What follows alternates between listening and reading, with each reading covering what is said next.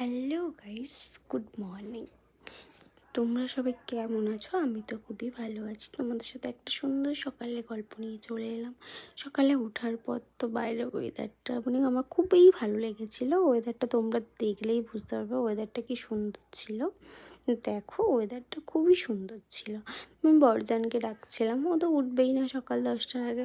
বাধ্য হয়ে আমি চুল আঁচড়াতে বসে পড়লাম, চুলটাকে ছাড়াবো বেনুনি করার পর। আমার এক্সাইটেড, আমি তোদলে যাচ্ছে। এটাকে স্কিপ করে নাও, কারণ আমি একটা ফার্স্ট ব্লগ, তো আমি ভয়েস ওভার খুব একটা ভালো পারি না দিতে।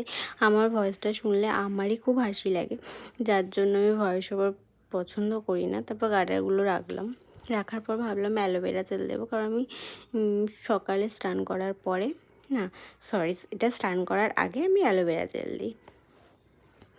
অ্যালোভেরা জেল দেওয়ার সময় মনে হচ্ছিলো যে একটু যদি পরোটা হতো।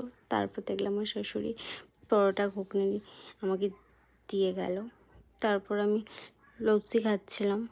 দেখো, একদম রাজার হালে বসে বসে আমি লস্যি খাচ্ছিলাম। তারপর ঠাকুরের পুজো টুজো দেওয়ার পর আমি স্কিন কেয়ার করে নিলাম। স্কিন কেয়ার করতে বরাবরই আমার খুবই ভালো লাগে। তারপর সিঁদুর পরে নিলাম। সিঁদুর পরলে মুখটা একটা আলাদাই সুন্দর লাগে মেয়েদেরকে। তারপর লাঞ্চ করে নিলাম। তো টাটা, আবারও দেখা হবে অন্য কোনো ব্লগ।